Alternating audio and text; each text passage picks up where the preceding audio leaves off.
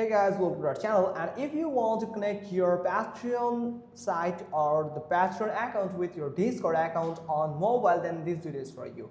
Right now I'm on PC, but you can follow the same steps that I'm going to show you in your mobile device. So you have to simply search for Patreon, go to the Patreon website using your mobile browser, or if you are using the Patreon application, so I prefer you to go to the Patreon website, and sign up to your Patreon account. Then simply click on the settings from the top left corner, three horizontal button. You can find the settings, and in settings you can find the apps section. Simply click on apps, and here you can clearly find the Discord. You have to simply click on it to integrate Discord with your Patreon account. Now here is a connect button. Simply click on connect, and it will redirect you to with a window here where you can find a Discord window where you can use your Discord account credentials to log into your Discord account and give the permission to connect with your Patreon account.